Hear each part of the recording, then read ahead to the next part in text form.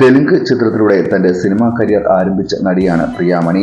2004-ലാണ് പ്രിയാമണി സത്യമെന്ന പൃഥ്വിരാജ് ചിത്രത്തിലൂടെ മലയാള സിനിമയിലേക്ക് എത്തുന്നത്.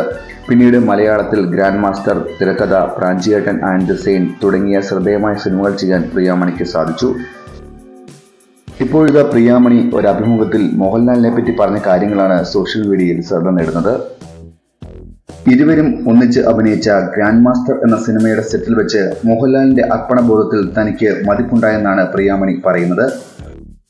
ആ സമയത്ത് മോഹൻലാലിന്റെ അമ്മ ഗുരുതരാവസ്ഥയിൽ ആശുപത്രിയിലായിരുന്നുവെന്നും എന്നിട്ടും അവധിയെടുക്കാതെ കൃത്യസമയത്ത് തന്നെ അദ്ദേഹം ഷൂട്ടിങ്ങിന് വരുമായിരുന്നുവെന്നും പ്രിയാമണി പറയുന്നു. ഗ്രാൻഡ് മാസ്റ്റർ എന്ന സിനിമ ചെയ്യുമ്പോൾ ലാൽ സാറിന്റെ അമ്മ വളരെ ഗുരുതരാവസ്ഥയിൽ ആശുപത്രിയിലായിരുന്നു.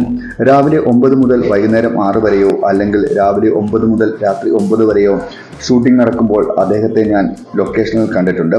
ഷൂട്ട് കഴിഞ്ഞ ഉടനെ അദ്ദേഹം നേരെ ആശുപത്രിയിലേക്ക് പോകും. അമ്മയോടൊപ്പം ആശുപത്രിയിൽ സമയം ചെലവഴിക്കുകയും പിറ്റേന്നത്തെ ഷൂട്ടിങ്ങിനായി ലൊക്കേഷനിലേക്ക് മടങ്ങി വരികയും ചെയ്യുമായിരുന്നു. സെറ്റിൽ അദ്ദേഹം ആ പ്രൊഫഷണലിസം കാണിച്ചു. ഇതിനെക്കുറിച്ച് ഞാൻ അദ്ദേഹത്തോട് ചോദിച്ചപ്പോൾ ലാൽ സാർ പറഞ്ഞത്, ലൊക്കേഷനിലായിരിക്കുമ്പോൾ ഞാനൊരു നടനാണ്, ഞാൻ ലൊക്കേഷന് പുറത്തായിരിക്കുമ്പോൾ ഒരു മകനാണ്. എൻ്റെ പേഴ്സണൽ ലൈഫും പ്രൊഫഷണൽ ലൈഫും ഞാൻ ഒരിക്കലും കൂട്ടിക്കലർത്താറില്ല. അതുപോലെ തന്നെയാണ് പ്രൊഫഷണൽ ജീവിതത്തിലും. സംവിധായകന് ഭാരമാകാനോ മുഴുവൻ ടീമും ഷൂട്ട് റദ്ദാക്കാനോ ഞാൻ ആഗ്രഹിക്കുന്നില്ല.